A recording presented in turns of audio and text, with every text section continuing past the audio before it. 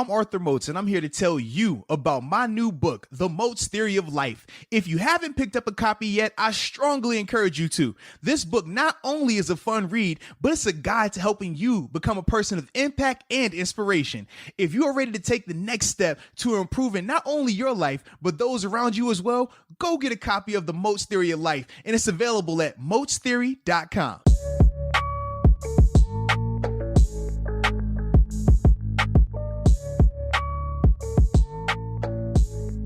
What's up? It's the Arthur Moats Experience with Deke. I'm Arthur Moats, and that's my main man, Deke. What's up, bro? Man, you know I'm over here geeking right now, bro. So, full transparency for the audio-only people, the podcast-only people, right? What we got going on right now, and this is for the YouTube crowd, I guess, because they're not fully aware of the situation. We are doing a dry run, a test run of our live stream, because that's something that we want to get out there to the people. We feel like, you know, the show is fun, and the missing element right now is that live element that you get when you watch ESPN, that you get when you go in the car and you turn on your radio. So we're doing a little trial run with our little live stream setup. It's not available to the public just yet. Like I said, we're still working on it. But it's exciting because we have major breakthroughs today. We're like, yo, it's ready to go. Yeah, we're close. I think it's a great idea. Yeah, I'm excited for it. Yeah, so it's been good, man. And like I said, just the whole creative process of trying to get it to this stage is like the next big thing. So for me, I'm very excited because it's like you just get to see it continuing to grow, continuing to get better. And it's always like, well, what's next? What can we do to make it even bigger? And we feel like we're on the cusp of something right here. So, yes, I'm in a great mood, man. That has been the process the whole time. We started with Instagram videos, started a podcast, then we started podcast with video, film sessions, Arthur Moats Show. Like, we've definitely just kept expanding. Hey, man, what do they say? You got to evolve, right? You either evolve or you perish. So we're trying to evolve. I mean, even think about us personally. Like, think about how you've been growing. You know, with some of the content you're doing. We already know from a health standpoint some of the growth. But no. Even going downhill, dude. But this is the thing. It's a journey, remember. It's not a destination. It's a journey. I got 2 months. It's a journey, though. You got good days. You got bad days. But either way, it's like, hey, we're improving. When I first met you, I couldn't get you to even talk about doing anything healthy. I remember the most healthy thing you said one time. You say, yo, if I'm getting ready for a vacation, I usually take like the week before and I'll just start starving myself. Intermittent fasting, I won't eat all day. That's what you told me. Yeah. So just the thought of this is a healthier lifestyle, a healthier plan, to me, that's growth. That's evolution. So once again, man, you see, we evolving, man. You either get better or you get worse, man. That's what my college coach told me that. He said nothing stays the same. You either get better or you get worse. You can't just stay in that mediocrity. You can't just, oh yeah, status quo, status quo. It's not how it works, baby. It is unfortunate, but it is a fact of life. It is, man. It is. But something else that's a fact of life is that my boy from that 2010 draft class had a change of heart. And I'm not talking about the TV show either for all my 90s and 80s babies, all right? We're not talking about the TV show. We're talking about my man Tyson Alualu officially decided to change his heart. Now, remember, when free agency first started, Tyson had agreed in principle, and that's the key word, right? In principle, to a 2-year deal with the Jacksonville Jaguars. I believe it was 2 years, $6 million. And we kind of looked at it and said, man, we wish that we could have got him for that money. We thought that that wasn't out of the price range. We also saw other players that we signed and some of the flexibility that we had. And it was like, well, why didn't we do the same thing for Tyson?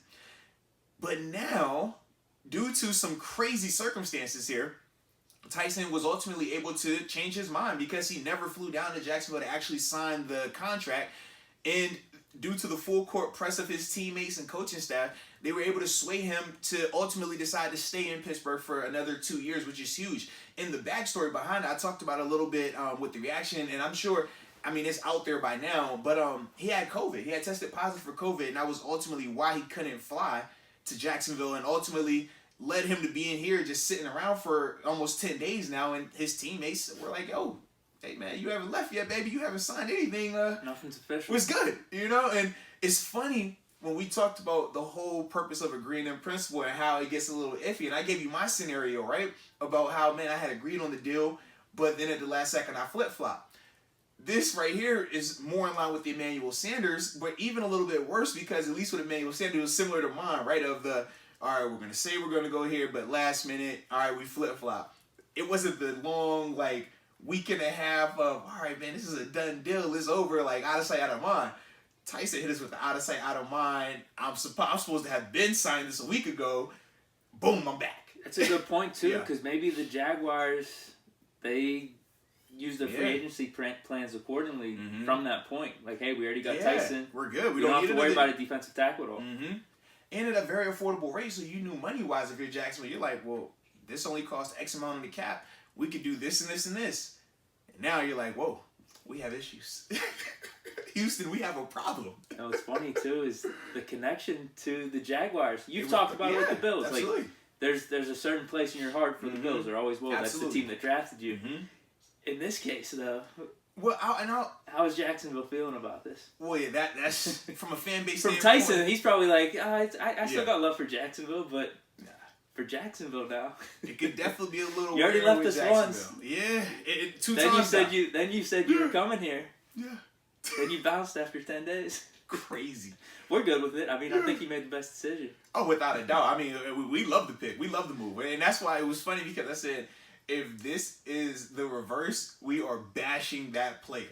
Imagine if one of these players that we've agreed to a deal in principle with, right? Well, we haven't really had... Well, B.J. Finney, he's a guy, right? Because obviously he was outside coming back in. Now, he's already officially signed his deal. But say, for example, he never had the opportunity to come back and sign that deal. I don't think it would be to the same extent because it's BJ and it's not the same as Tyson. Might have been happy. I don't know. You never know, right? You're absolutely right. But with Tyson, I think Tyson was a top 10 pick down there. Played down there for 8 years. So yeah, I think it was a lot more that went into it, man, in terms of how they would view him doing this, pulling this stunt. But I don't know. Do they have forgiveness? I mean, is their fan base as passionate though? I don't know if they even care like that. True. I told you, I've been to their games, and it's like. You show up in this whatever team I'm on, whether it's Buffalo or Pittsburgh, that's the fan base that's there, and their fans are in a pool. And it's like, all right, cool, but they don't really it's different. So I don't know if they even care to that extent of him having to. Yeah, you're right. They're in rebuild mode. Tyson's 33, so maybe they're thinking, all right, we can move on without Tyson coming down. They got Urban Meyer down there though. It's a lot of excitement bubbling in Jacksonville, potential home of the Trevor Lawrence. Yeah, but they're not going to be relevant for 3-4 years. They think they win now. Urban Meyer, where's Urban Meyer went where he hasn't won in his first year? He won it was at Utah. He did it in Florida. He did it. What was his first one? Wasn't it? It was a smaller school. Yeah, absolutely. No, Bowling Green. I'm sorry. Yeah, it had a G in the name. Yeah. Mm-hmm. So, no, dude. I just don't think they're going to be relevant. All right, man. Hey, don't put it past good old Urban Meyer, man. I've never seen him lose. He always wins. Either way, great decision for Tyson. And this is one of the things that we thought of, too. You bringing up Jacksonville, their passion from the fans, and just them not really being that relevant of a franchise, basically a dumpster fire. Yeah. Throughout the history of their NFL stay, they've had some runs to the AFC Championship a couple times. I think in the 90s with Brunel, maybe. With, and then obviously with Bortles in 17. But if the money's close, you got your home here, you got your family here. Yeah. Steelers, by my accounts, I think we're going to be in the mix, Super Bowl contenders. Either way, you think they could be in the playoff mix? No, seriously, I'm with you. Jacksonville's, what did they go? Did they go 1-15? Did they get 2 games? Either way, they're the first overall pick. They had the worst record. Yeah, they had a bad record. Yeah. Like, there was no reason outside of just you having some type of feel or vibe in your heart for Jacksonville going there. That was the only thing, because we were kind of shocked with him leaving Pittsburgh. We thought he was going to stay. But then we saw Jacksonville. Okay, that was your first team. Right. But still, at the same time, it didn't make sense. Yeah.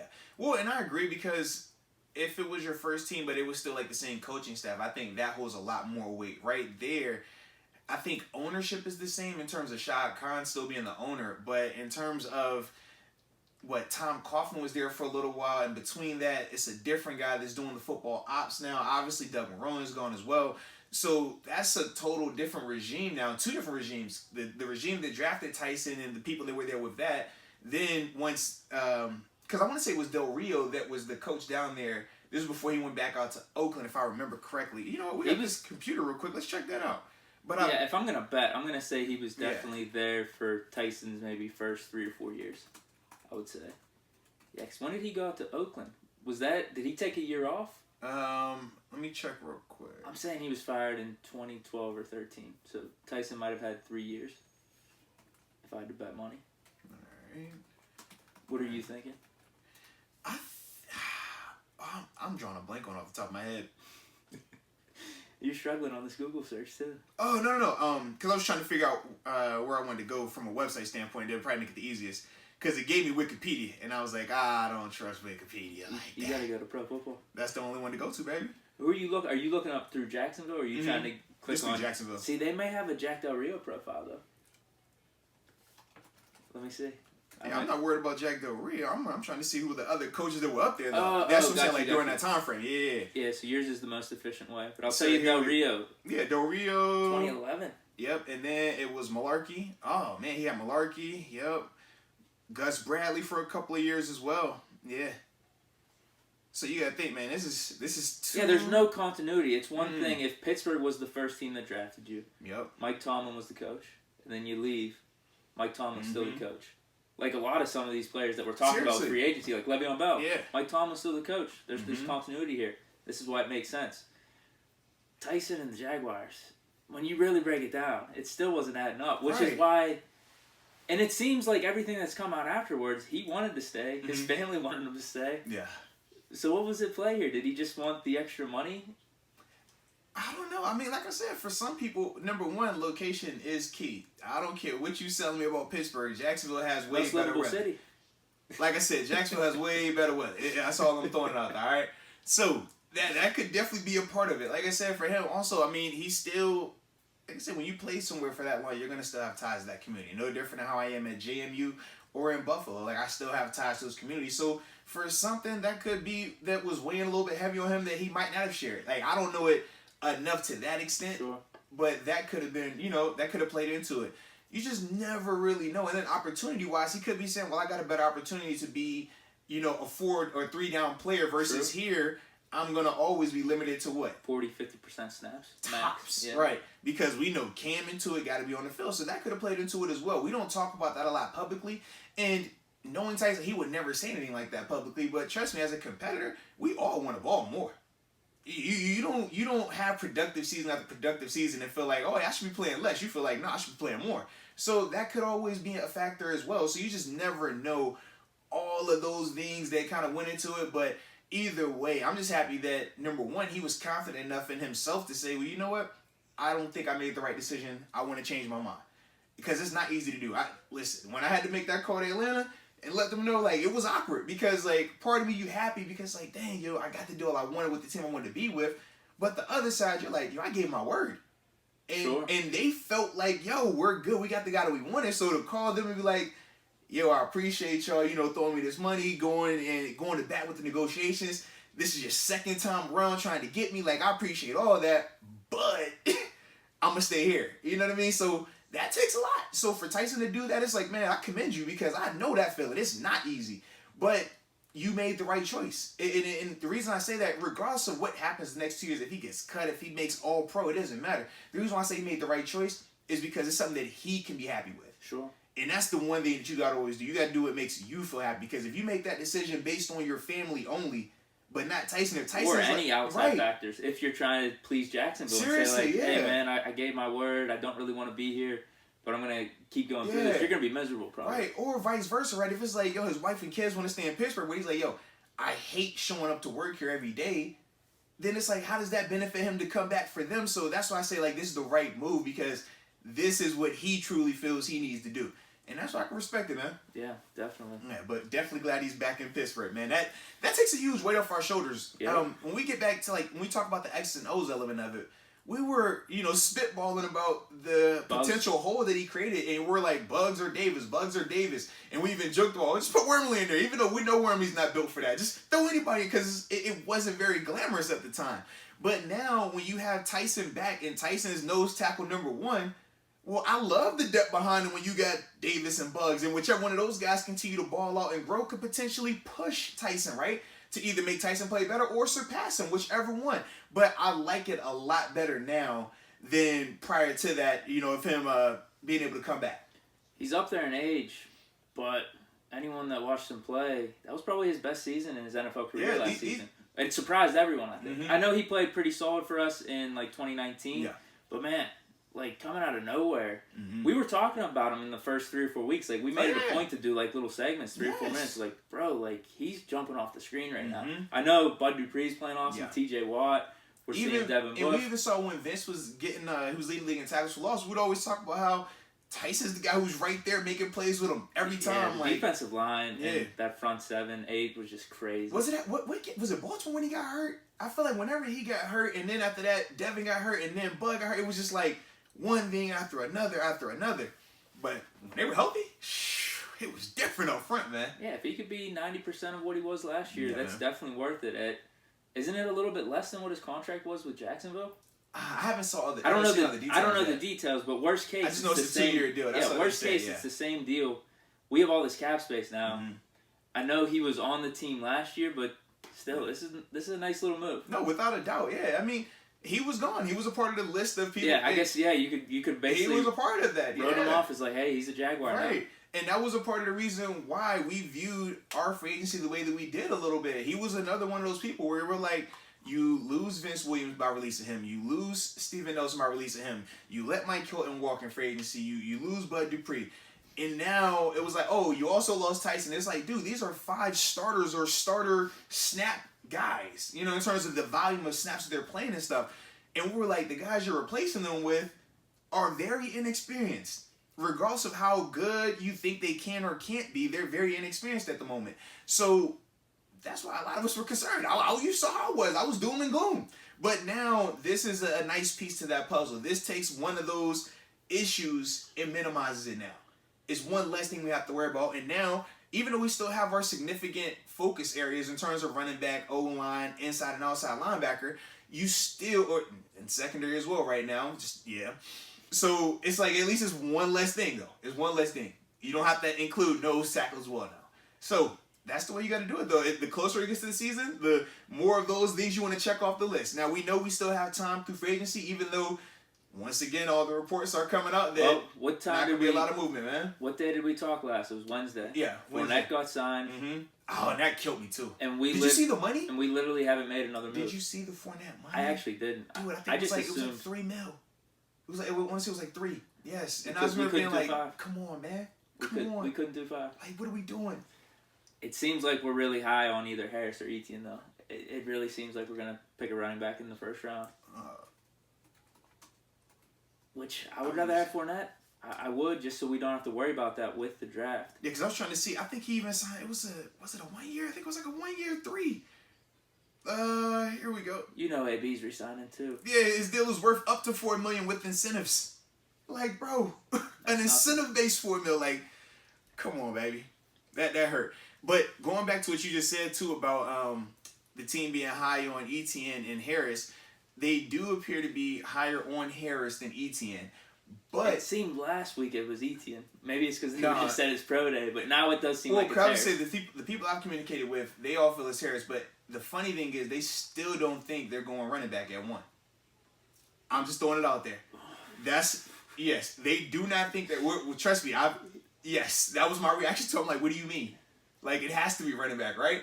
And they're like, I'm good with inside linebacker though. So that's what they're saying. They're saying either inside linebacker or tackle. That's what they've been. Tackle. Yes, that's what they've been saying from my end. So I'm just like, all right. Did it happen in a dream that there's rumors that Villanueva was coming back, or did I see that online?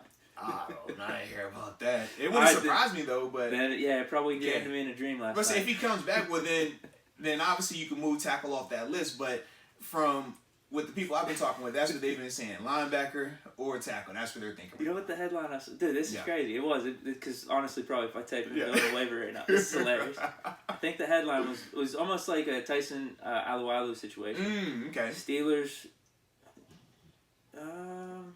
We got breaking news. No, maybe I did see this. Maybe it has something to do. The headline has something to do with his house. Villanueva's house reportedly under agreement. Villanueva's Pittsburgh home under contract. So I think the headline I saw in my dream was like, Steelers tell Villanueva, don't be looking to sell your house. That was the headline. So I must have saw something. So if it's under contract, does that mean he's selling it? I don't know how these or is people he are getting building it? Is he buying it? Like what? People are out here, bro. Dude, listen, if Villanova We're calling all resigns, realtors. I have some type of connection. Like, God's like telling me something in these Something, dreams. man. That's funny. God. So I must have seen that, and yeah, it must have hit my subconscious or something like that, and my dream just took that rumor to a whole nother level. Okay. So basically, my subconscious, it just goes to show you who I am anyway. I'm always optimistic, thinking like, hey, this could happen. I like it.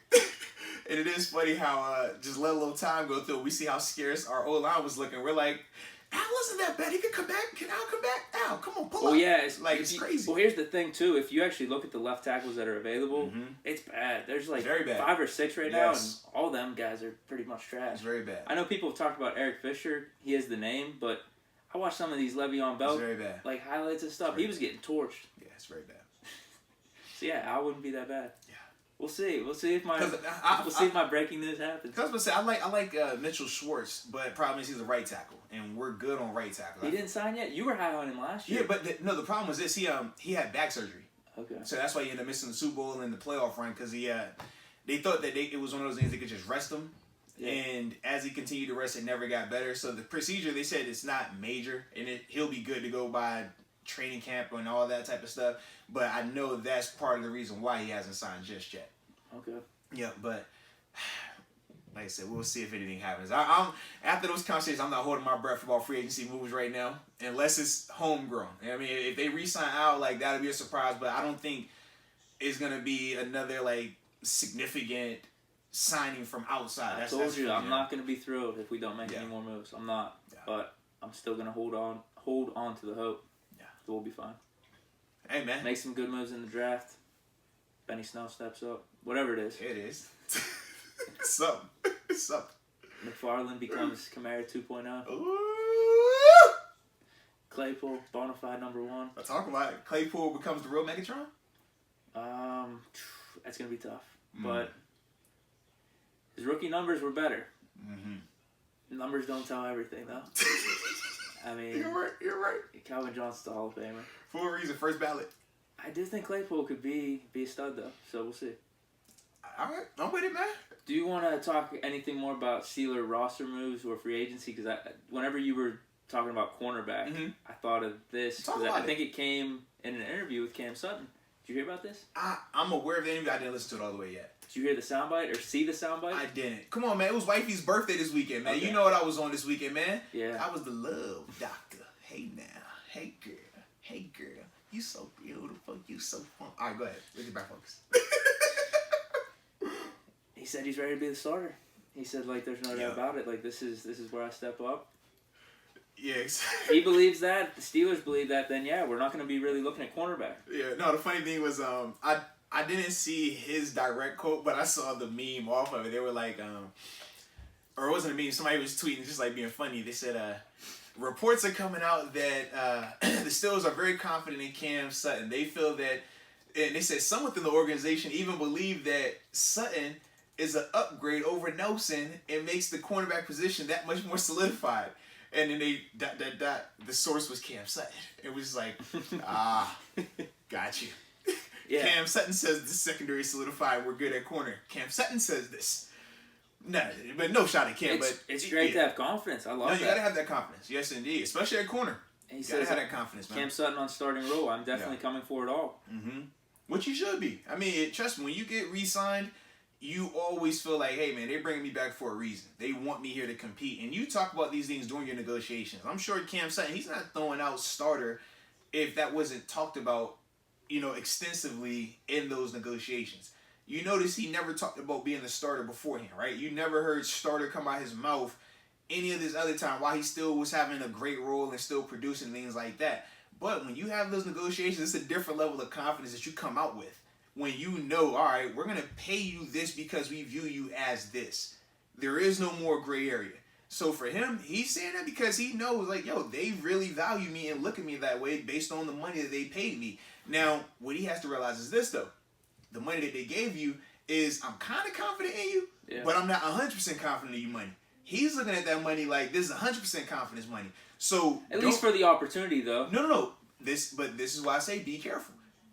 The opportunity right now is you're the starting corner.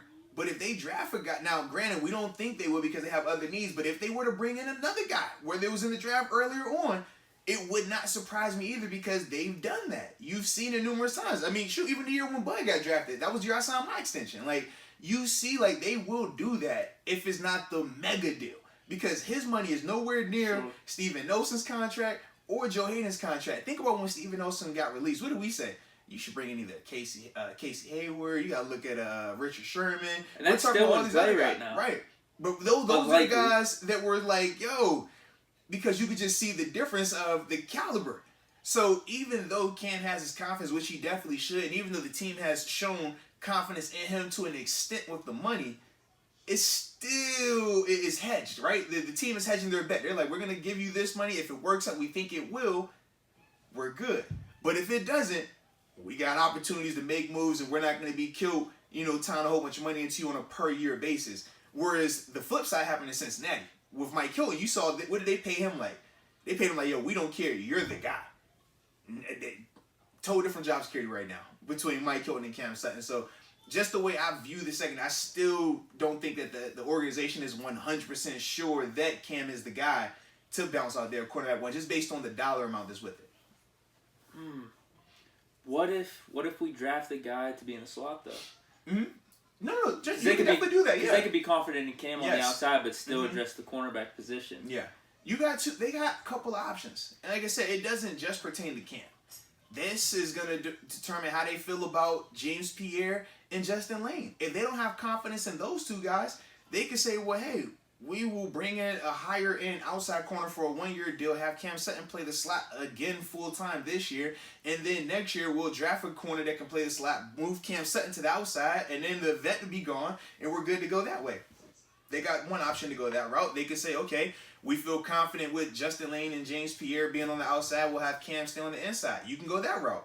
We could go the route of we're going to have Justin Lane and James Pierre on the outside on first and second down, and then when it's, we'll have Cam Sutton on the outside on base downs, and then when it's slot or sub package ball, now we'll move from inside to the slot. They got a couple of options in play, but we're going to know how they feel about those three guys in particular these next couple of weeks in terms of if they make any more moves to that secondary. If they don't make any more moves, they're either saying that, hey, we trust this 100%, or this is the best that we can do right now with the resources that we had available to us. But that's going to tell us the story coming up. I love the confidence, and I'm all in on Pierre. Okay. I really am. Now, however they figure that out, Pierre outside, Sutton inside, I kind of like the trio that we got right now. Maybe a little upside play with Lane. I'm not opposed to drafting a cornerback. I don't want to draft someone early, though. Yeah. I would rather bring someone in. I'd rather bring a veteran in, but it doesn't seem like we're going to be doing that, which is unfortunate. But I agree with you. I would much rather bring a veteran in on a more cost-friendly, or not even cost-friendly, but just some type give us a 1-year deal. Yeah, because a 1-year deal isn't going to have the same type of ramifications as a first-round guy who might be a bust. Because now we still got to keep this guy on the roster for at least 3 years before you can, make that move of releasing him without looking crazy, right? Sure. So I just don't like the money that gets tied up to it and the uncertainty around prospects. But you've heard me talk about that, not just at corner, at any of these positions. Like, if I got a chance to get a proven veteran on a, cost-appropriate deal, I would always take the proven commodity versus a young prospect who could blossom into that. But how many times have we heard people talk about... Especially if you're trying to win now. Yeah, and how many times we've talked about, oh, this is a generational time. Oh, this is going to be the next such and such. This is going to be the next this person. And it's like, you might see flashes, you might see a year or two, but how many times has it never materialized? How many times is it, dude... Jarvis Jones was can't miss. Think about how many times, we hear it so much, but yet how many of these guys are actually, yes, you can miss. This is a miss. So that's why for me, I love proven commodities versus the uncertainty of, oh man, this guy was killing at the collegiate level, because it's just different when you take these kids and you put them out here with grown men. You know who else was, jeez, oh man, I can't tell. You know who else was can't miss? Aaron Curry. I don't know why. Oh, yes. I don't know why that name came to mind, but I think he went number 4. Yeah. But he was like, this might be the best pick in the draft. There's no chance he flops. Mark Sanchez, they were saying about. So, hold on. Funny story about Aaron Curry. So, I was a big Aaron Curry guy. Okay. Because number one, he was undersized. Inside linebacker, but ran 4.5. Me coming out of high school, I was going to be switching to inside linebacker. Undersized, but still was very fast, right? So, I started watching Wake Forest, and I wanted to go there solely because of Aaron Curry. Now, obviously, I don't go there. I go to JMU. He's out in Seattle, and I get the same vibes you get. I'm just like, yo, this dude, like, he was a bust. Like, yo, what the heck? Like, I thought he was can't miss. Then I actually get a chance. This was actually my first year in Pittsburgh. I'm down in Charlotte because I had a house down there at the time. I'm training at the University of Charlotte, and he is on the coaching staff down there. Well, he was at the time. Now he's back in the NFL coaching, but it was just crazy, like the full circle. I'm just like, dang, Aaron. And initially, right, if you would have told me about Aaron Curry before I saw him that day, first thing I would have said was, man, you talking about that dude that was a bust in Seattle? Man, when I saw him that day though at the workout, I went straight fanboy. Oh, shoot, it's Aaron Curry. Like, yo, I remember you. You was a dog. And he was like, gave me that smile like, dang, I appreciate it. I'm like, At least yo, someone he was respects me now. amazing. It looked like no one had said anything nice about his play for like a while. But for me, I went fanboy. I'm just like, yo, like, you was that dude. Like, I remember watching you, like, and I really just focused on the Wake Forest element of it. Sure. But I'm like, yo, I remember, like, yo, like, I would watch you. Like, I wanted to be you. Like, I never even, like, remember applying. You know, like, most when they go to college, they have to, like, go through, like, the regular applications process and things like that. But with sports, it's different because of just the sports element and the clearinghouse and how everything operates. It's just a different avenue. I wanted to go to Wake Forest so bad, I even applied as a regular student. Like, the only time I've so ever... you could walk on. So, yeah, because I wasn't going to walk on. That was never in my mindset. But I was You so... would have dropped football? I flirt, like, it was Whoa. a weird... It wasn't like... Let me explain it, because you just jump in the gun real quick. Okay. Football was never getting dropped. That was never happening. But what I was saying was I contemplated, would I take less to go play there? Whereas, like, I tell you, I had, like, double-digit full scholarship offers. 1A and 1AA.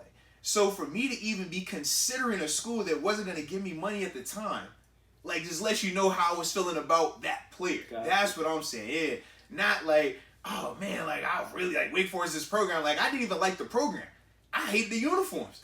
I just wanted to go because I was like, yo, if he went there and he did this and he's going to the next level, like, right. Something's right. Like, I want to go and do that same thing. Like, I'm a big person in terms of once you show me the blueprint, I will make that blueprint my blueprint, and I want to execute, like, bam, bam, bam, bam. So when I saw it, I'm like, okay, that equals that, and that equals NFL. So this means I need to go here to do that as well. So that was kind of how I processed it. But, you know, one thing leads to another, it works out. But it was just funny to me, man. When I saw him, I literally was like, yo, you a beast.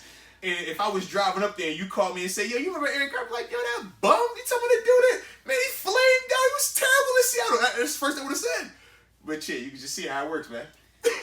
And it's funny you mentioned you were just thinking college. Yeah. That's the only thing you can really go off of.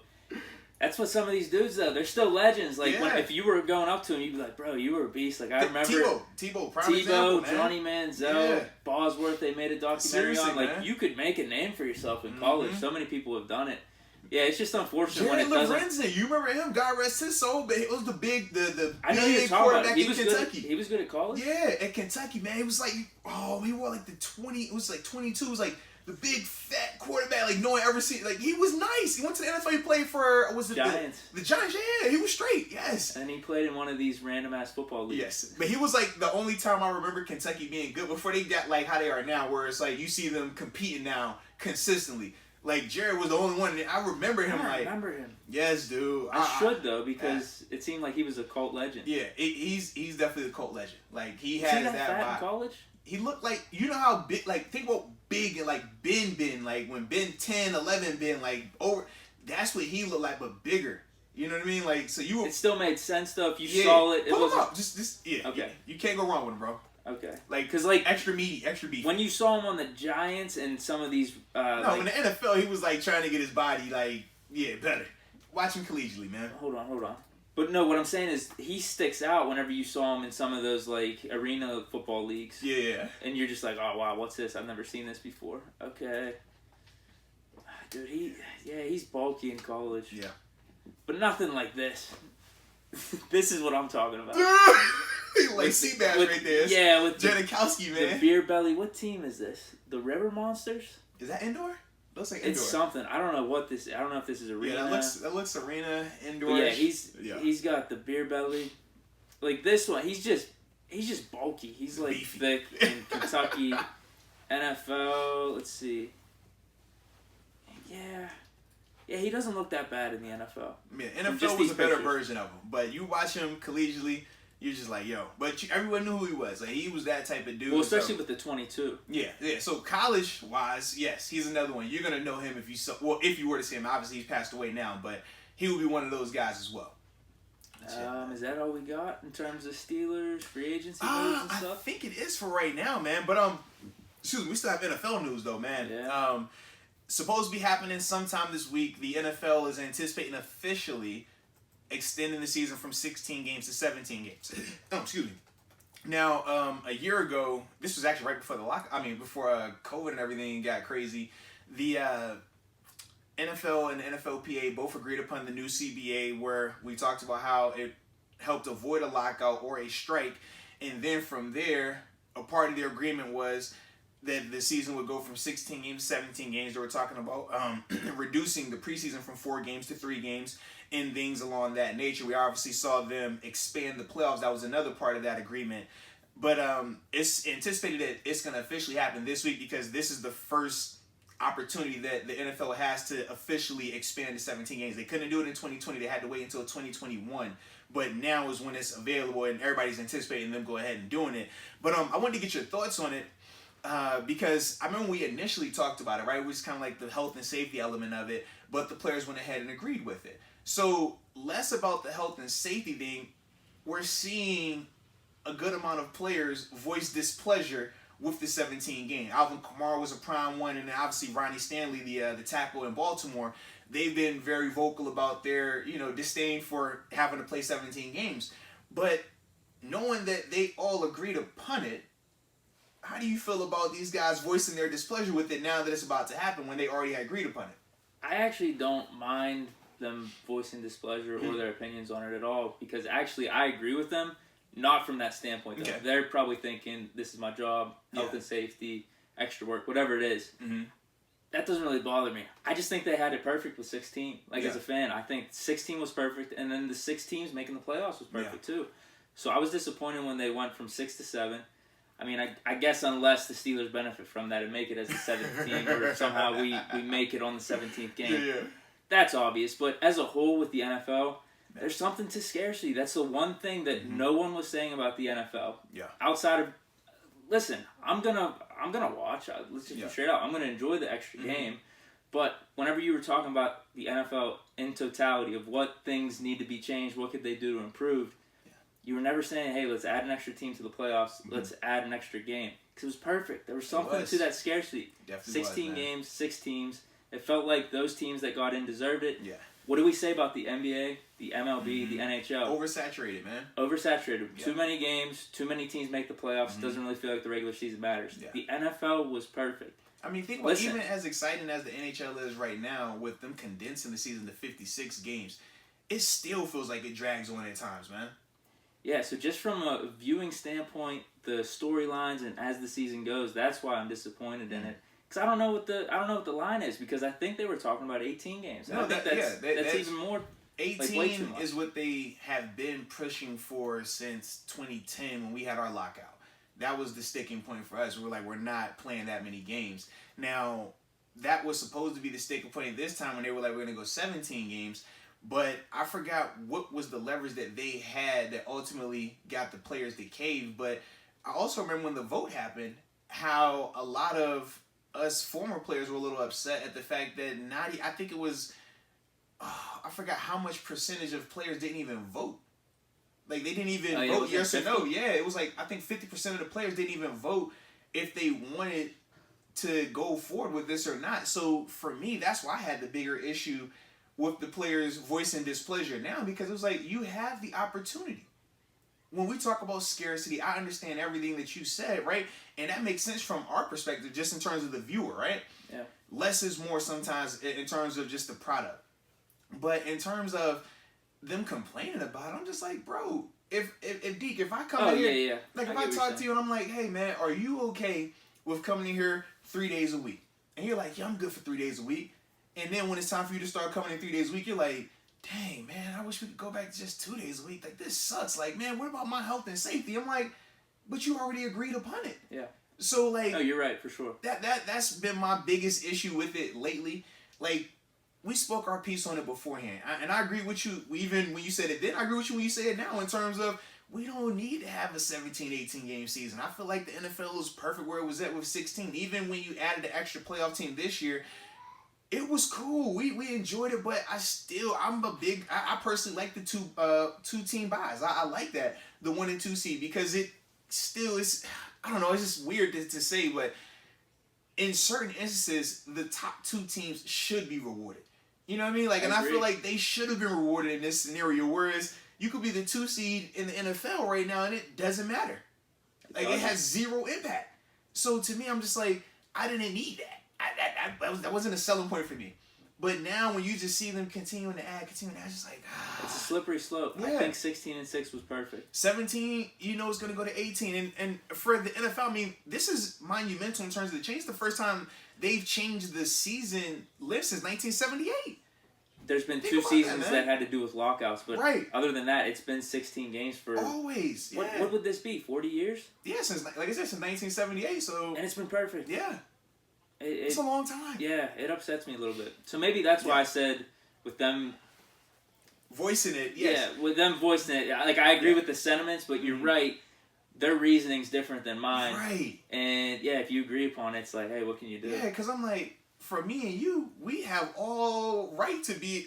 It's all right to be able to complain about this because we didn't have a say in it. We just got to deal with whatever y'all decide on. Hey, we're gonna watch. Right. We're gonna enjoy. It's fine, but long term, I don't like this. Yeah, but it's like you guys, y'all actually were in the fight. Y'all are stars in this league too. It's not like y'all are some, bottom of the barrel roster guy. Like, no. If y'all were the ones saying, hey, we need to be more active, we need to learn this, we need to say no to this, well, y'all would have been in this scenario. Y'all could have been the leaders on your teams and directly talked to the guys on the roster and said, we're going to make sure that all of us are voting. And then from there, because y'all are stars, y'all been to Pro Bowls, you connect with other players on other teams. If it was that, Pouncey, right? We love him.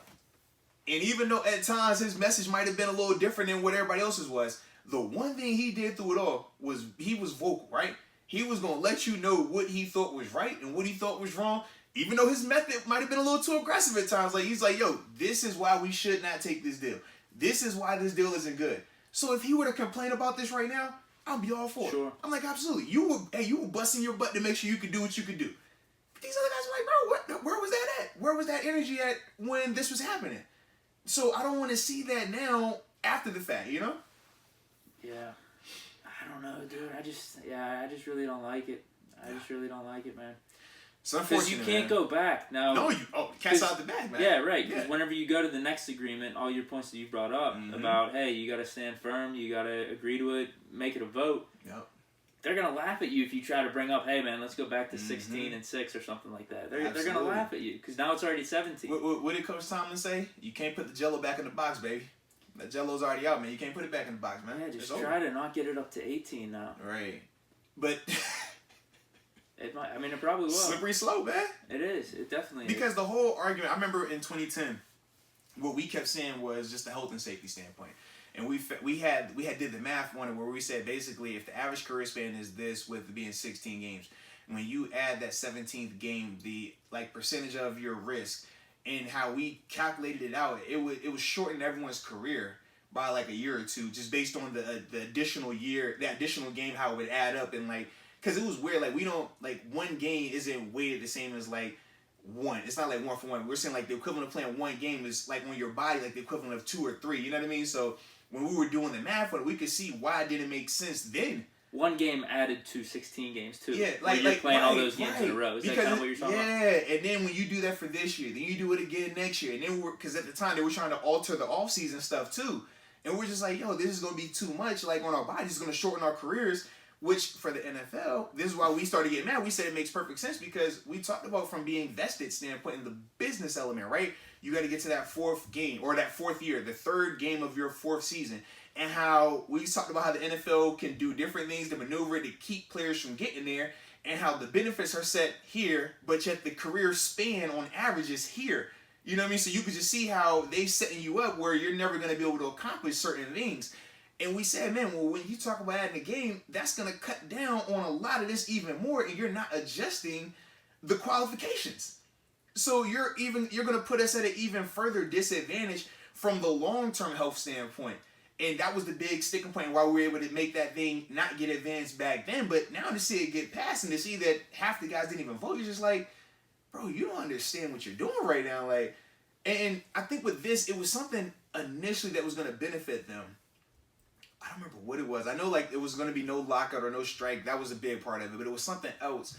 And I don't remember off the top of my head what it was. But that played into it. But it's just like, those were all short-term goals. Short-term things where it's like from the long term, it sets you back a lot more. And we just like, man, it just looked too narrow-minded in terms of the approach with this go around, man. But, you know, can't cry over spoiled milk, man. It is what it is right now. They're going to have to endure it until the next agreement comes up where they're able to vote on it. But, yeah, it's a slippery slope, man, in terms of these games being added now, man. It's funny, too, because we talked about at the beginning of the podcast about growing. You're either growing or dying. So you get from one standpoint, the NFL's trying to grow. There's got to be a better way than this, though. Yeah. Than just adding a game simply. There's got to be a better way. I mean, and let's be real, from a sports standpoint, the NFL has monopolized the, like, media market. Like, other sports don't want to schedule anything around football. Like, you could just, and we talked about even with the NBA, right? It's big, and we say in America, the NBA is probably the number 2 largest, like, watch sport. And especially when it comes to, like, playoffs and stuff. And we said, man, the Clippers, remember, they got beaten, they got upset by, who was it? Was it the Jazz? Or the Nuggets last year? Denver, yeah. And we weren't even caring about it because, it was just happening to be during football season when what was going on. Remember with the altered schedule? Oh, yeah. And we was like, no one even cared. I was watching Jets Broncos over a finals game, right. I think. And we're just like, what are we doing here? But that's football. Like, that's how big it is. So it's not like you're hurting for attention. Like, if anything, y'all have all the attention, you know? And I even like when they say we're going to do more football abroad. We're going to play a game in London. We're going to play in Mexico. We're going to play in Canada. I love that. If anything, if you want to continue to grow it, do more of that. Sure. More access type of stuff. Like, who's able to go to the combine? Like, what if they open up the combine to fans and stuff? Because you're seeing it online. More and more people love getting the insights on, dude, how good is this Zach Wilson going to be? How good is Trevor Lawrence going to be? Think about how people went crazy over just the throw from Zach Wilson, right? Seriously. And that was just a little clip. Like, imagine if you're people selling... would go. Yes. People would go. I don't know if the market would have been there 10, 20 years ago, but I think now just with how the media is, people like these just like little clips of highlights and just trying to be ahead of the game on prospects. I really think... that's just one thing. But there's got to be other ways to do it. Yeah. But... such as like... It's too late. I mean, it's too late. Yeah. It's too late. I think the only way we could see them potentially revert back to 16 is if we start to see... What would the players have to give up? No. It would have to be one of these things. In terms of what they would have to give up for this to work, it would have to be they give up health. In terms of if you see... and the problem is because the NFL, they know what they're doing from a data standpoint. They're not going to allow a 1 or 2 year increase in injuries. Say the injuries will happen, week 17, and then first week and second week of the playoffs. If you're seeing a lot more injuries then you can see them say, all right, the data we've gathered, this 17th game has put too much stress on the bodies of these players, and we're seeing a lot of stars are going down. Right, but it would have to be star players, number one, not middle of the roster guys. Have to be star players. But they still wouldn't change it after 1 year because they're gonna say, well, that could have been a one-off. It was a COVID year prior to that, so all these different factors. It would take multiple years, and for the NFL, the sooner the players try to switch it, the longer the NFL needs to gather data, if that makes sense. So after 2 years, if the players are like, yo, man, our bodies are breaking down, you see what we're looking at right now after 2 years, the NFL's be like, well, that's a small sample size. We need to see what it looks like over 5 years. We need to see what it looks like over 10 years. But now, the flip side is, if those star players start going down frequently early on, it won't take long. The NFL will be like, well, look, man, Brady went down, Ben went down, this guy went down, that guy went down. All that was in that 17, 18, 19 time frame, like... Ratings are down. Ratings are down from it. We can't deal with that. Or don't let it be, oh, man, it was a Super Bowl, but this guy has a stress fracture from the wear and tear from the season, and now this starting quarterback can't play. That type of stuff would have to happen. But you see how significant it is.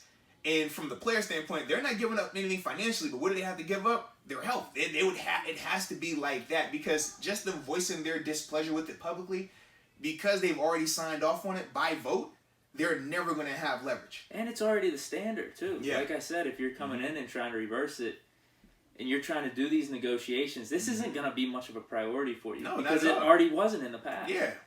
So that's if this is a sticking point, you're just probably going to overlook it and worry about other things. Absolutely, man.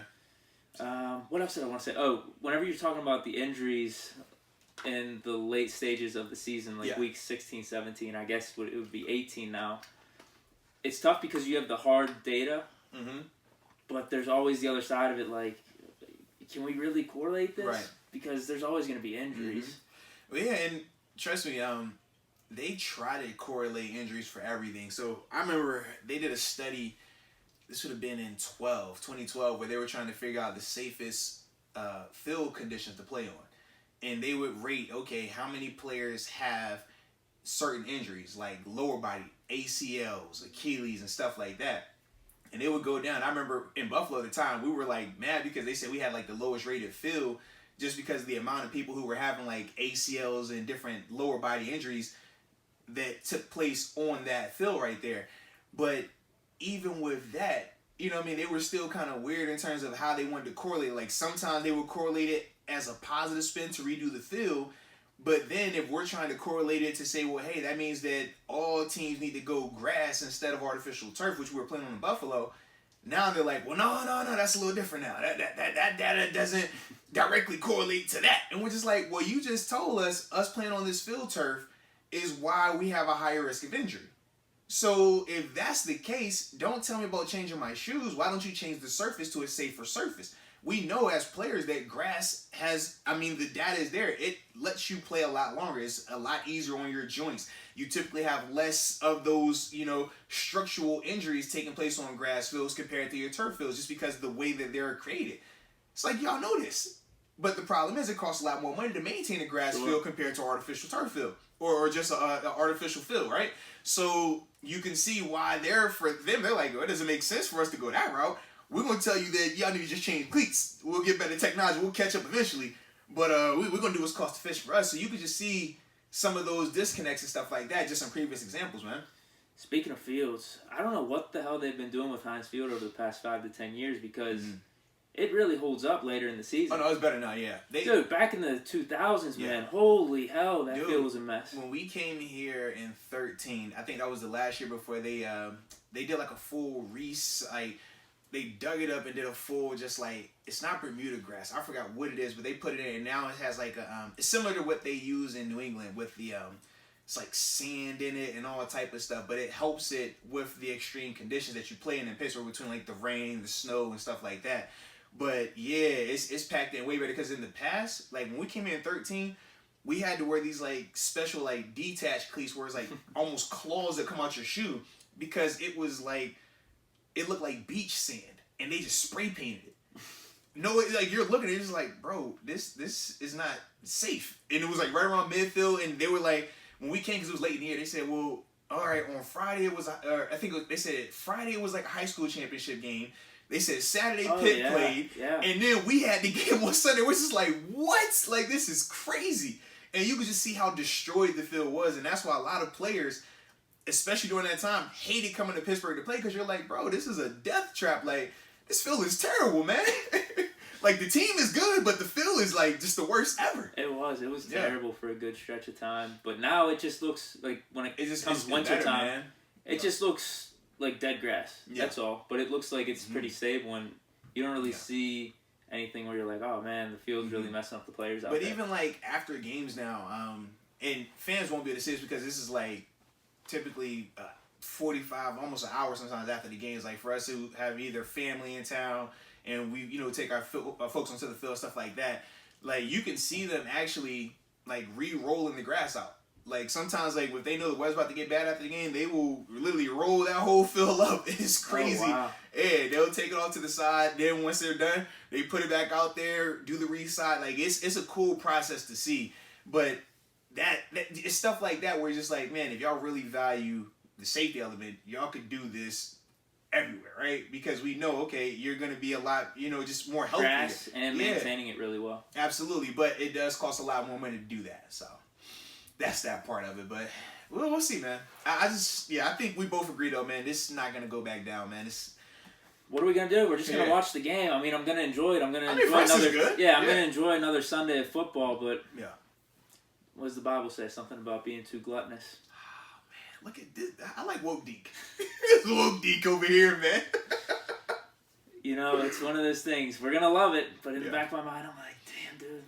I want to go back to 16. There was something perfect about it. There was something perfect about 16. Supply and demand. Because we got lucky last year with the 7 teams, at least in the AFC, not in the NFC, because Washington made the playoffs. But well, that didn't really have to do with the extra teams because they made it based off the division. Bad, yeah. But with us, I mean, the 7 teams, like all those teams were in the mix. Who ended up making remember it? the Colts. The Colts were the Colts ended up making it. The Dolphins got bounced, and they were 10-6. So it worked out this year. It'll be interesting to see though if we start getting like because this would have these been 8-8 teams. This was going to be the first year where it would have worked out like that. Well, we would have made it. The previous 2 years, we would have made it 8 and 8. 7 seed. Yeah, which was like drastically different. Which we all thought it was going to be more of that versus 10 and 11 win teams, man.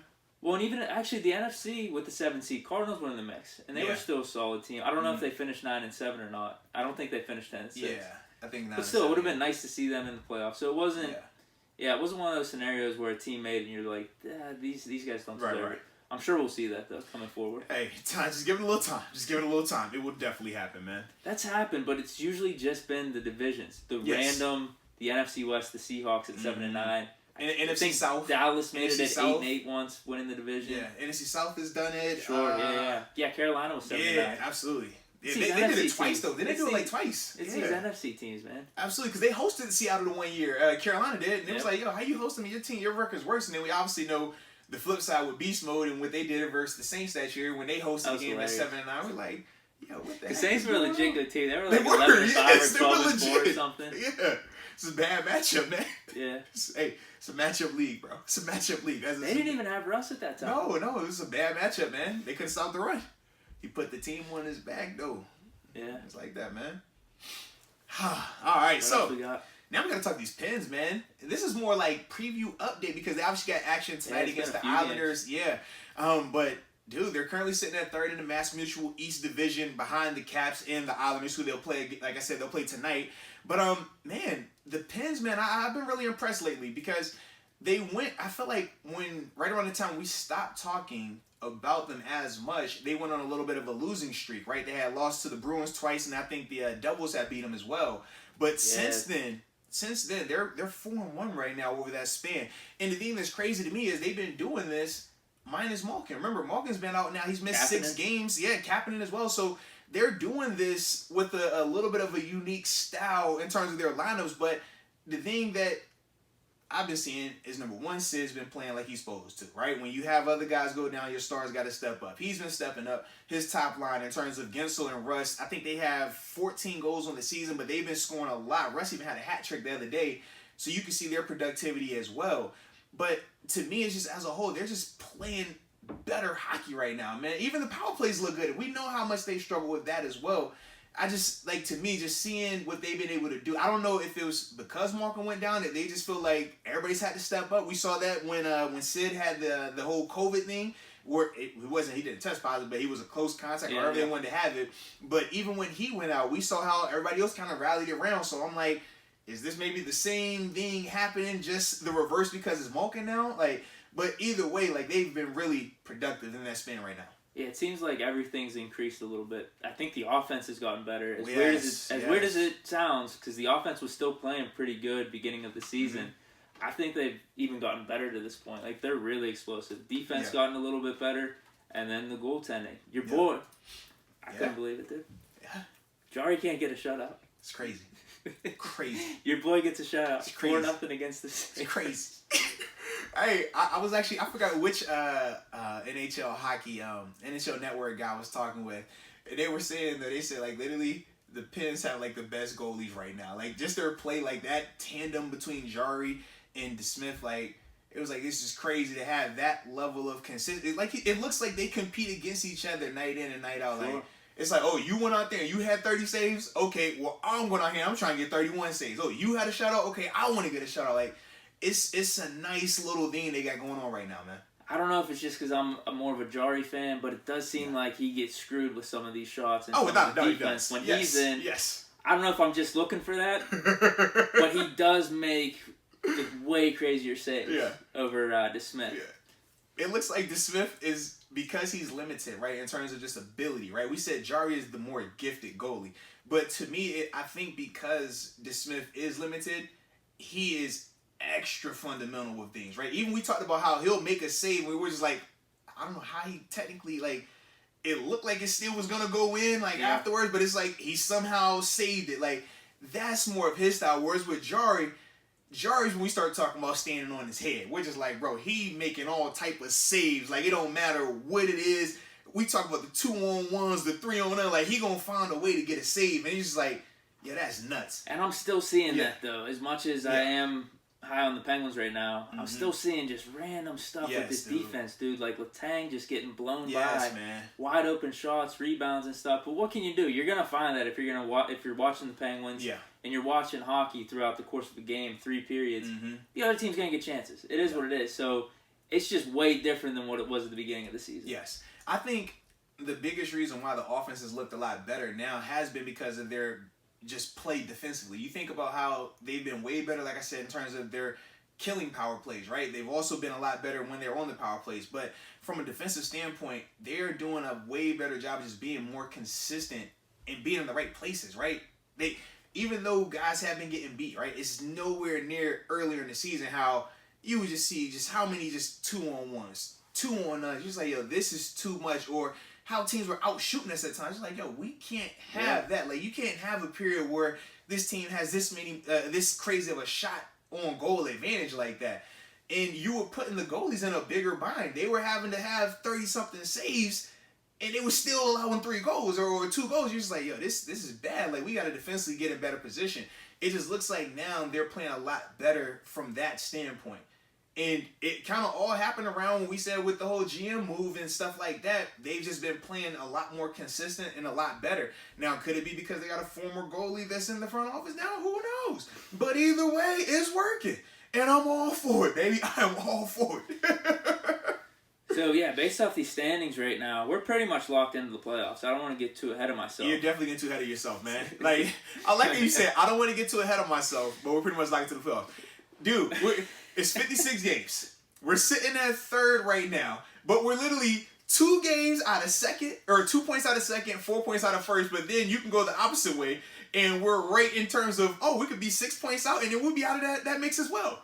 So, yes, we got a little time here. Well, here's what I'll give you. It is 10 points right now. Penguins are 46. Flyers are at 36. But you're right. The Flyers have 33 games. We have 35 games. So that's plenty. I mean, literally tonight, if we beat the Islanders... 7-2-1 on the last 10. If we beat the Islanders in regulation... Think about it, though. If we beat the Flyers in regulation... I mean, we beat the Islanders in regulation tonight. We'll move to the number 2 team. And then for the Caps, if they lose and then we win again next week, we'll be the one in the East right now. So you could just see how tight of a race it is either direction. Like, and you know how it goes in hockey, because when you get the way the points work, I mean, if you're going into overtime, like, it hurts you. Especially like if you're trying to advance through these standings, like, you need more regulation wins just to keep those points stacking, man. Just because you're facing the same teams all the time. Right. We got lucky. I don't know if lucky is the right word, but getting that one against the Devils, as much as it sucked. Oh, the split? Yeah. Yeah, well, because we went to overtime on that second one, and I was thinking, this is embarrassing that we were playing so bad in that game, but just to take it to overtime and get the point was fine, in my opinion, because it was the Devils. It's not like they're in competition for that playoff spot. But, I mean, you always want 2 points, but I think those top 5 teams, if you're getting the overtimes, you're getting the losses there, getting the 1 points, or even giving them the 1 point, that's probably when it hurts you a little bit more than like the Rangers, Devils, and Sabres. Either way, it's not good. But because for us right now, with the Islanders, they're right there with us. That's why it's like tonight, this is one of those games where you would like to have this done in regulation. And they've had the Islanders numbers this season. Is it next 2 or 3? I think it's the next 2. Yeah, because they did the 3 game the last time they played them, so this would be the 2 one. Yeah, so we got 2 that we don't want to go to overtime, or 3 total.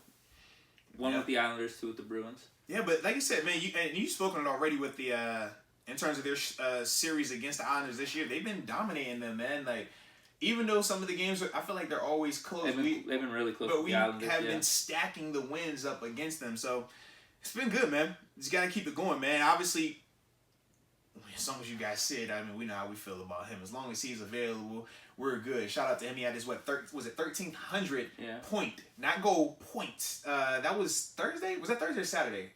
Oh. It was one of them days last weekend. I think it was Thursday. Because Russ had the hat trick on Saturday. Yep. Yeah, so with that, I mean, like I said, big shout out to him. But as a whole, I mean, they're just playing good hockey right now, man. They're doing what they're supposed to do. And got to keep it going until my man Walken comes back. No, for sure. I still got a bone to pick with this still. With my NHL peoples. What? Why do they get to still call it lower body injury and not be specific and tell me what exactly it is? Lower body injury, if it's an ankle, I feel different than if it was like a knee. In football, think about how specific it is. Yeah. In basketball, we know every injury. Basketball, think about how specific it is. Yeah. Even baseball, to an extent, you know how specific it is. But with hockey, it's always just lower body injury, upper body injury, week to week, day to day. What does that mean? Like, is week to week, like, is he 4 to 6 weeks, or is it like 1 to 2 weeks? Like, what's the, like, when I hear week to week, I think of 1 to 2 weeks. But they don't give me the info, and I really don't like that. And at first, when I talked to people, they were saying that it was because of the betting element. They said with all the other sports, gambling was a lot larger. It was a lot more prevalent. So for gamblers, they need all that information. They want it, and they deserved it. So cool. That's why the injury reports are so significant, and why we've even seen NFL coaches get fined for, not being as truthful on the injury report. But with the NHL, it's like, all right, I understood that logic beforehand because it wasn't as gambled upon as it is today. But now, that's not an excuse. Now, man, people gamble on hockey. I mean, that's one of the big things to bet on. Like, it's people be on ESPN. Yeah. So that's my thing. I'm like, so now that the gambling has caught up with hockey, can we at least get better injury reports? Because this could dictate, like, just think about, right, if this was going into the playoffs, that could change how I view them. Winning the division. Yes. Do you want to place a bet on that? Right. Like, if I know Walken's out for, all right, it's more 10 to 12 weeks versus 2 to 4 weeks, that could change my outlook of how I view this team. But when you just tell me it's week to week, but yet you don't tell me exactly what it is, and I just got to sit here and just, oh, is he coming back today? Oh, still not today? Okay. And we're up here 2 weeks later. Like, that's not cool, man. Yeah, and you would hope it would be maybe 2 or 3 weeks before the playoffs start. Well, you said how many games? It's 50-something? Yeah, it's 56, and they're, 20, I think 22, 11, and 2, I think it is. So, yeah, that's coming up. Like, yeah, it's not that far away, man.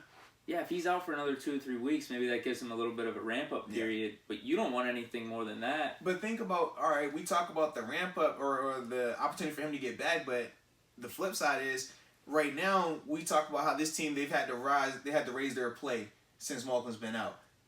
You can only keep it raised for so long, though. That's my thing. I'm just like, where does it get to the point where it might become burnout because they're trying to do everything else to, fill in the slack for him? Like, I want to know. I need to know this info because that's fair. You think about when Ben went down, not last year, the year before, right? If they would have told us it was week to week, man, we'd have been holding on every week like, oh, he's coming back. It's week 12. We got this. As soon as he gets back, it's over. You know what I mean? Versus like, oh no, he's out. Like, it's done. I mean, we were still calling for him to come back and throw left-handed. It got to that point. So to me, like, that's one of the days I still just like, just give me the information. And oh my goodness, I'm drawing a blank on this guy's name. This is another one of them hockey guys I was talking with. But he said another part was the targeting of injuries. They were like, well, yeah, if you say a guy has an elbow injury, they're going to target that elbow. If a guy has a knee injury, they'll target the knee. I said, well, I personally don't think that's the case because even in football, I mean, we know our injuries to the full extent. And if you're in a pile, okay, cool, but you're not going to go play for play like I'm only looking for this because it's just too much going on. Yeah. And that player's too talented for you to just only focus on that. Like, nah, you're more worried about this guy not scoring or you're trying to score on him than you are worried about, let me bump this elbow real quick. Like, let me try to get that. Like, so I was just like, I don't really buy that logic. Like, that's not accurate because we don't see it in any of these other leagues. That's good you brought that up because I had no clue. Yeah, man. I always get frustrated by that, man. Yeah, they should change that. They should. Does it have something to do with the CBAs? No, that was the thing. Like, it's the big reason why they weren't doing it beforehand was solely because of the gambling. They were like, it was a gambling thing. That's why even in the NFL, the injury reports became so serious because of the money for gamblers. If I'm betting on this game, man, so I don't know this guy. It's not an official rule. It's just something. Right. Hey, let's do this. Mm-hmm. So, Whereas in the NFL, it definitely is official. You have to be as accurate as you can be. And that's why Belichick, he goes the funny route of, I'm going to put every player up here because it's 100% injury rate. So, yes, your pinky hurts, you're on the injury report today. So that's the other alternative, right? I remember back in maybe like 2010, 2011, Brady was like questionable on every fantasy report every week. Because Belichick got fined. So he said, okay, everybody's up here and everybody's questionable. I don't know if he's playing or not. He might not make it. We'll see. What's wrong with him? A knee. You know he has that knee brace on. It's a knee. Like, did have a point, though. He definitely had a point. Yeah, that's funny. But yeah, man, so we'll see how the Pens get done tonight, man. Hopefully, this is not a must-win, but you can definitely see as this road is starting to narrow. We talked about only 56 games, so not a lot of games left. These games versus the teams that are, you know, in that tight race with them. Obviously, we said the Islanders are the 2 seed right now, and they're the 3 in the division.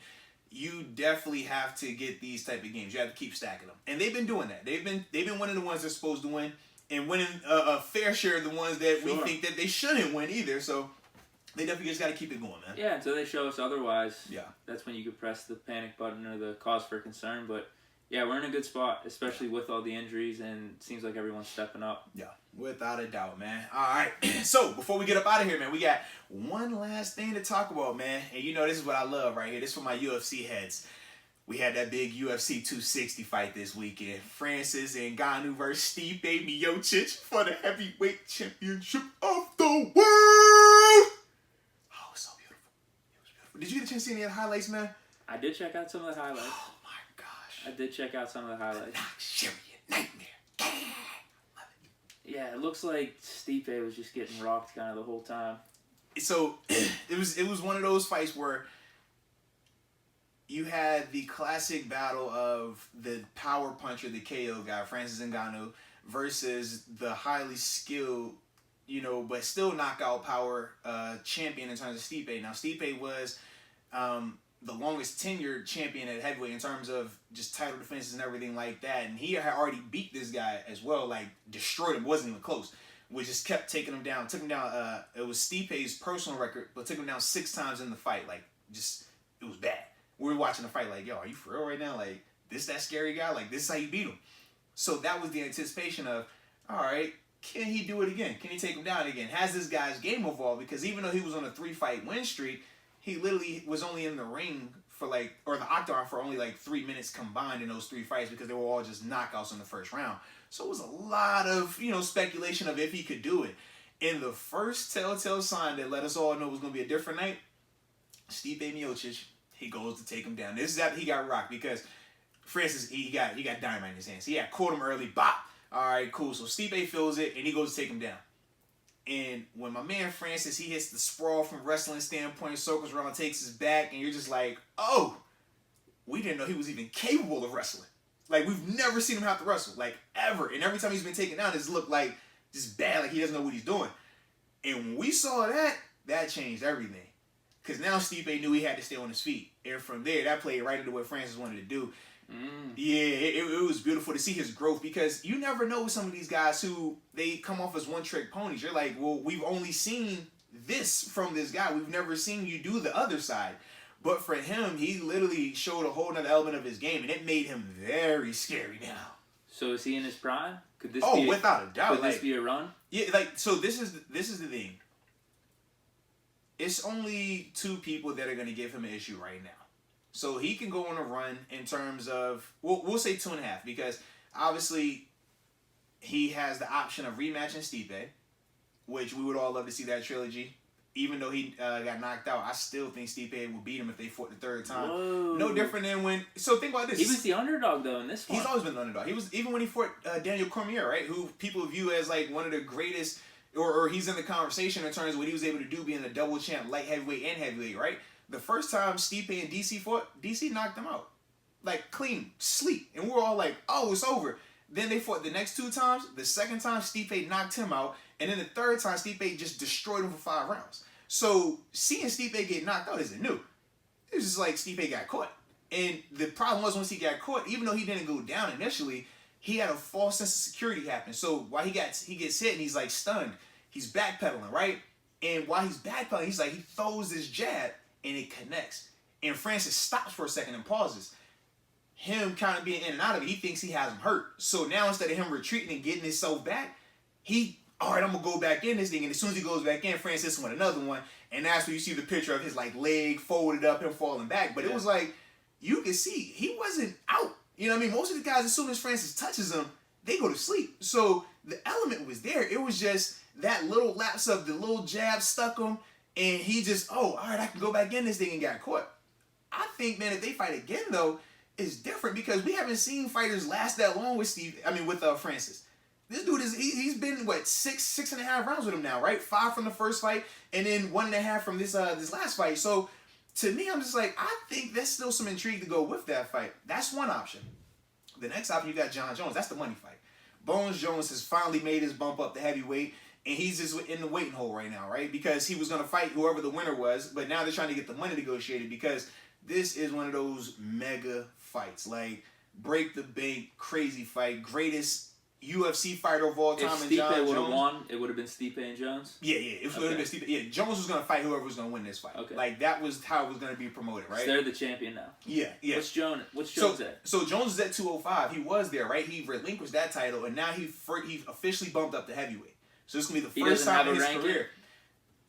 He's the one seed. We all know. Like it's like, you don't worry about when Bones said he's going to the heavyweight, like, it's like with Conor McGregor. When Conor was Conor at the time, when he wanted to bump up the 155 and 170 to fight, it's like, yo, you're fighting for the belt because you bring that draw. That's the money you bring.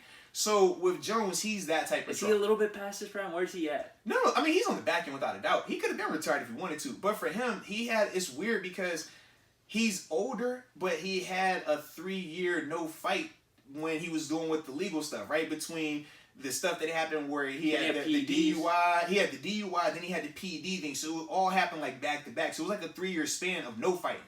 So even though he's older, he's still like younger. You know what I mean? Because he had that layoff, but he's been fighting for so long that it never was a drop off when he came back. So even though he slowed down a ton in terms of his output, you could still see his fight IQ. That's what gets him out of fights now. Like when he wants to pick his spot to fight and be a little more active and aggressive, he could do that, but he's very Floyd Mayweather-like at this point. You think about Floyd, when Floyd was Pretty Boy Floyd, man, he's throwing hands, right? He trying to knock you out, he trying to tag you up. Once he got older, it was Money Mayweather. I'm straight defense, you're not going to hit me, I'm going to point you to death. That's how John fights now. So people kind of view it, they don't like it as much because it's not as exciting, but he takes guys and you're just in there and they're like, they can't hit him. Like, he controls them with his leg kicks, he controls them with his grappling, takes guy to the ground if he wants to. Like, he's just different in that standpoint. Boring. Some people don't like it, but you respect it. You know what I mean? So for me, I mean, that's just the big fight because, like I said, the names and the styles. Because once again, you're gonna have that'll definitely be a contrast to styles. It's like it will be a higher end version of Francis versus Stipe. As big as that last fight, well, this is gonna be the bigger version because of Jones is what we view a higher end version of Stipe. But you got the mystique around Jones of, can he bump up and do it at heavyweight now, right? So that is the fight that we all want, and that's Francis is huge too. Yeah, heck yeah, he's you looked a at monster, him bro. Compared to Stipe, it was just like, yeah. I know Stipe is good. He's the guy that's Stipe defending the crown right now. But holy hell, how's he gonna win this? Dude, Stipe, so Francis came in at 265, and they said Stipe weighed like 230 for the fight. Crazy. John is built like Chandler. Anybody know Chandler Jones? You look at the edge rusher from Arizona Cardinals. John looks just like him. That's a grown, like, big man. Big man. So you don't have to worry about that. You know what I mean? So that's the fight that we all want to see happen. Now with Jones, it's going to be interesting because it's the money element. For him, he's already said, like, yo, I want to be paid. I don't want to. He's like, when it's Conor McGregor, it's, we expect we're going to have to pay Conor a lot.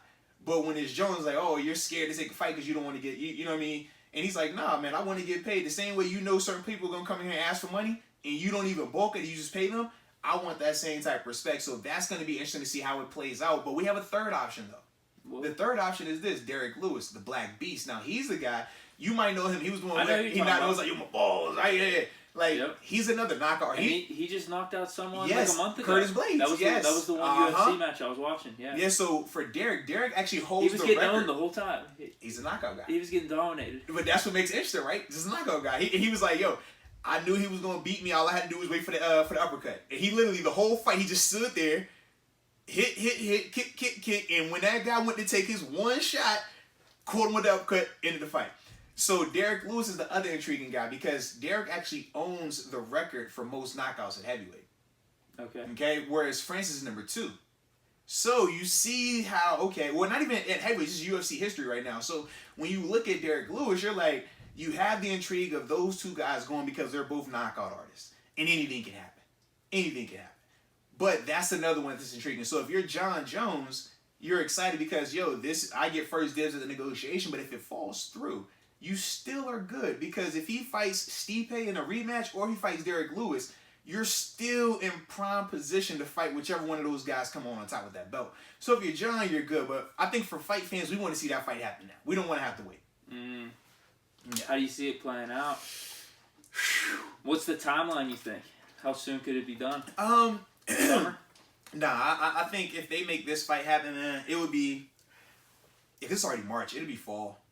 I think it'd be fall time frame. Just because...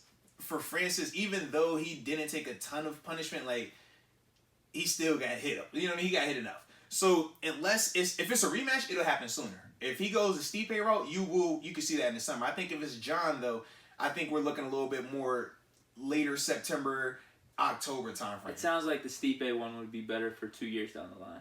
Yes, yeah. Mm-hmm. Either the Jones or the Lewis one needs to happen sooner. I think, and we should know something by the end of the week. Really? Yeah, in terms of, because John, like, he's giving us the AB, he's giving us the juju, he's I'm gonna retire. He's tweeting it, like, everything. So we're like, oh yeah, you got your meeting coming up with the UFC. Oh, you called him initially, and he's like, nah, we're not going over $3 million. You said you want to get for this much. Okay, bet. So we're here. He's letting us know. So he's like, yo, I got my meeting coming up. I think he said, should be today. It's either today or tomorrow. He was like, yo, we got our meeting, so we're gonna talk and see. I'm gonna see this offer that they sent over. Hopefully it's what it's supposed to be. I'm going to let you guys know. And he's been completely honest with this. He's been showing it every time. So these always get done, though, at some point. They do, but the problem is this. In UFC, similar to boxing, right, the politics have gotten in the way a little bit. From a boxing standpoint, prime example, Bud Crawford, right? He's a monster. Obviously, he has the belt at, I think it's I think he's at 140 for boxing. And then you have Earl Spence. Similar, right? Dominant, right in that same weight class with 2 different promotions, right? So they won't fight each other right now because of ESPN is the promoter on one end and then PBC is the promoter on the other end. And they're like, well, we want the fight to happen on our network. But if it comes on our network, this guy gets paid this, that guy's the B side, he gets paid less. And this dude's like, bro, I'm a champ, I'm undefeated as well. I want to get paid this. I'm not going to fight this dude on that network and get paid less. So that's the sticking point. And that's why we're probably not going to see that fight for probably another year or 2 easily. Could be longer. They might not ever fight. Think about what Mayweather and Pacquiao, how long it took for that fight to happen. Years. Right. 5 years too late. So now we're over here like, we hope that this doesn't happen with the UFC because we've seen little bits of where negotiations have fallen and things like that have happened. We're just hoping that this doesn't become a common theme because it sucks, but that's the knock on the UFC right now. Ever since they took the deal with ESPN and the pay-per-view money has changed, they haven't been paying their fighters as much. And they limit what they can get from a sponsorship standpoint. So typically in the past, a guy like John Jones didn't care what the UFC was going to pay him because he was getting millions from Nike. No way. He was getting points on the pay-per-view. So if it was $1 million buys, he was going to get a percentage of that. And then whatever the UFC paid him for the fight. Since UFC's taken over the ESPN and with their deal, now they don't get points on pay-per-view. Only the champions do. And it's like a weird point system in terms of how they do it. And the pay is drastically different now. And for Reebok, since that's the official like sponsor for UFC, you can't say, well, all right, I'm going to go over here to Nike and get paid a couple million. Reebok says, we're going to give you 3 different tiers. Your champion tiers, y'all get paid this. Your mid-tier guys get paid this. And your bottom guys get paid that. So even though I could be a company, I'm like, yo, I really love you, Deke. And I want to pay you $1 million to wear my product. Because this is Reebok and you're in tier 3, you're only going to get $20K right now for this fight. And you're just like, bro, are you serious right now? So that type of stuff has been going on. So that's another reason why more fighters. I mean, you think about not only John, but not only John, Conor McGregor. He's had those issues a little bit as well too. So you can see like multiple guys have been voicing a lot more since the new deal has happened. But that's the only reason why I'm just like, I hope it does happen. But I wouldn't be surprised if for some reason it doesn't happen for the next 2 years, and that will probably be the reason why. So what's the benefit for the fighters with this deal? It's just being on ESPN, more publicity? Because... But then that sucks if you're limited with your advertising. But this is the problem, right? in football we have a union, right? So we can all say, hey man, it's not just about me. What's better for all the players, right? From player one, the superstar, to the guy that makes minimum. In UFC, there's no union. Similar with boxing, there's no union. So if I'm Conor McGregor, it doesn't benefit me to join a ESPN or Reebok paid sponsorship group like that to guarantee we're going to have this floor from our pay. It doesn't benefit me. I have this crazy ceiling. It puts a cap on what I can make. Whereas if you're a chick like Miranda Maverick, right? So she's a fighter from the 757, very young, started on the UFC. For her, this is great. No one knows her, but you fight on ESPN. We get to see you fight on the pay-per-view card. We get to see that. You got a Reebok sponsorship now, guaranteed. We get to see that. So you can just see the difference of why it benefits some of the other fighters, but not like the mega fighters. But when you don't have a union, you don't have that common ground of, okay, what can we do to make all of us work out right here? So that's the problem right now. Yeah, so for the UFC, makes the most sense. Yeah. And then everything else falls in line. Yeah. Mm-hmm. Gotcha. But anyway, it's going to be exciting though, man. I hope the Jones one comes through, because as you're talking about all these, that's the one I would be most excited about, which is why I'm hoping it happens and maybe thinking it would happen. Yeah, man. I just think both sides would see that, hey, the average person would want this. Like, I would definitely be watching this. They definitely would. Like, you could get a casual viewer. That's going to be like a Conor McGregor fight. Like, the casual viewer just turn on like, oh, I know this. All right, cool. But it should happen. But either way, the heavyweight division right now is very exciting because of what Francis was able to do. That shook up the whole hierarchy. And if you're the UFC, that's who you wanted to win. Because you can market Francis a lot better than Stipe. Stipe is like, you got the cool fireman story. He lives in Cleveland. Humble guy, things like that. Just a real feel-good story, but it's not baddest man on the planet. You don't get that. Like, usually when you think of heavyweight champ, you think of like Mike Tyson. Like, that's the baddest man. Like, if I see him anywhere, I'm never thinking about trying him. Some people might think they could try Stipe. Just saying, it's a little different. Whereas Francis, you saw what Francis looked like. You're not running up. Yeah, when this dude's at his best. Yeah, dude. Like, Jones probably won't beat him, you know? So, like, if Francis can fight the way that he showed against Stipe, he should knock Jones out. Because he's going to show that Jones can't take him down. And Jones' striking isn't what it used to be. Now, he'll be able to control the distance with his leg kicks. He does a great job at that in his grappling. But it's different when that guy's touching you on the way in to grapple. It's different when he's hitting you. Like, you're not going to take a lot of those. So that's why it's like, man, this could be really intriguing. But the thing is, John has taken down some of the best wrestlers we've ever seen. Ever. Taking down at will. We've seen John do that numerous times. So it's going to be interesting, man. Yeah, hopefully it happens. Yeah. What's the next big one? I'm trying to think, man.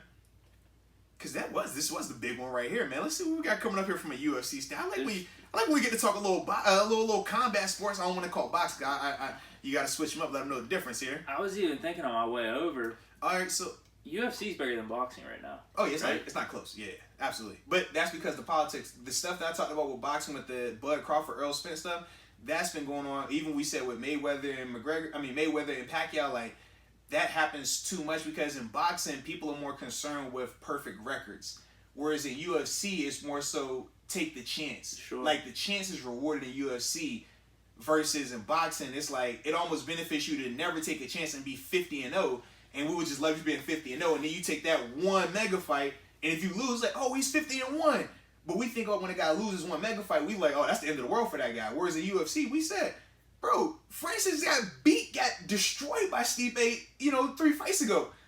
But because it was 3 fights ago, no one even cares no more. We don't care if he's undefeated or not. We're like, yo, that dude is a monster. And that's the way the world's going. Mm-hmm. Boxing's way behind the times. Yes, without a doubt. So the next fight that we have, it'll be 2 Saturdays from now, April 10th on ABC and ESPN+. Darren Till versus Marvin Vettori. Darren Till is actually a good fighter now. These are the main cards? No, yeah, this is the main card. Yeah, this is at middleweight. This card isn't really like crazy. That's why it's a regular non-pay-per-view joint. But what's just looking at some prime time on? Mike Perry's another guy. Text me like, bro, you gotta check this out. Let's see, because Mike Perry has an interesting story. Like his girlfriend, I want to say, is his corner man. Okay. Like, that's the only person he has in his corner now. It's crazy. Oh, wow. But he's like been winning though since she's done it. He's 2 fights now with her and it's worked out both times. But it's like a weird thing. But no, the next fight that you'll probably want to see, UFC. Oh, this is a fight night, but this will be April 17th. This is a good fight though. Robert Whitaker who's the number 1 seed at middleweight, right? Obviously, we know the champ is Israel Adesanya, right? Izzy's right there. But then Kelvin Gastelum is the guy that took Israel Adesanya, the guy who had bumped up to fight the Polish guy, Sure. right, and got beat. But Kelvin Gastelum went to war with Israel Adesanya. It was like one of these crazy fights. Probably the best fight we've seen from both of those guys. Like fight of the year category, like that type. So he's fighting Robert Whittaker. Robert Whittaker used to be the champ as well, and he got beat by Israel. Like Israel knocked him out. So this is gonna be good to see those two guys go at it like that. That's gonna be one that you'll like. But they don't have the rest of that card yet. I'm trying to think of the next big pay-per-view. Need another McGregor. Oh, here you go right here. UFC 261. Masvidal versus Usman.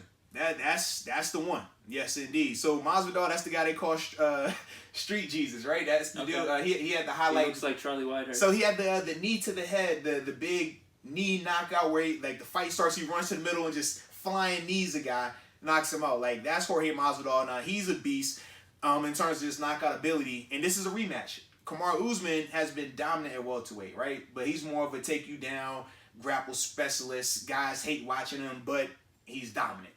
The reason why this is intriguing, they personally have beef. They've been going back and forth. Now, when they fought the first time, it was on short notice. Usman was supposed to fight someone else. They pulled out. Masvidal takes the fight on 6 days' notice. He hangs with him.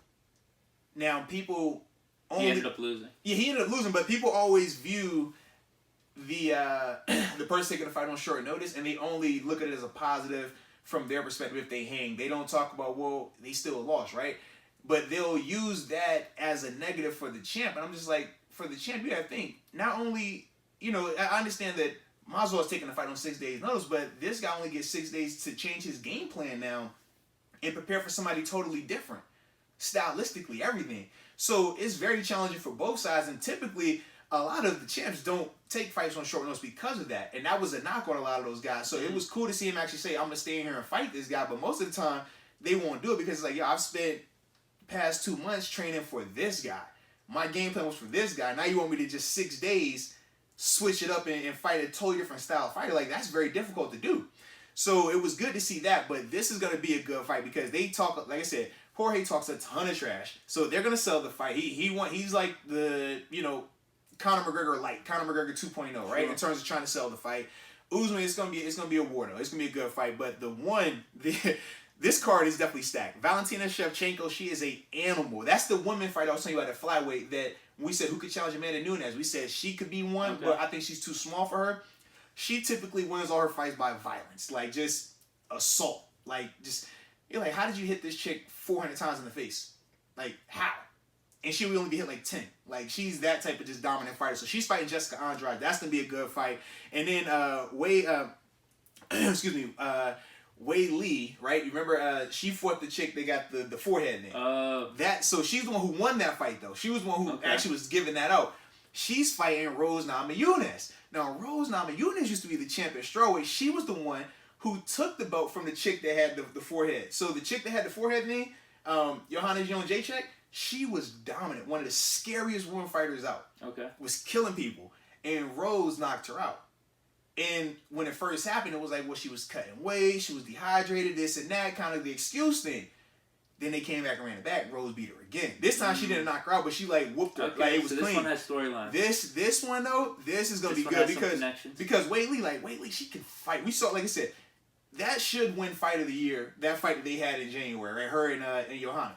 But this fight right here, this has all the makers of another like crazy. So 261, this should be coming up. Yeah, this 261 will be April 24th, so end of next month. Yeah. But then the rest of this card is crazy. Uriah Hall, UFC legend versus Chris Weidman, former champ, right? He's the guy who knocked out Anderson Silva. Remember when Anderson Silva, he was like all world, greatest dude ever. Weidman came in there and put that, tap that chin, slept him. And then you got Anthony Smith, a guy who had competed for the light heavyweight belt. He actually fought John Jones. Some people thought that he beat John, like it was one of them close fights. But he's making his appearance and getting beat as well. So this is gonna be like this card is nice, man. Okay. Yeah, this is.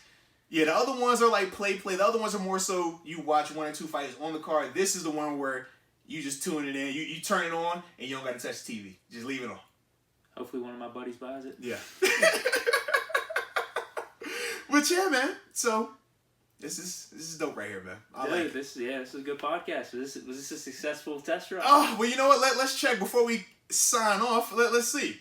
Still streaming, still healthy, still recording. So with that being said, ladies and gentlemen, I hope y'all enjoyed the episode. Maybe next time we'll have to see y'all in the flesh. Live action, baby. That's what it might have to be next time. But you know what? Y'all let us know.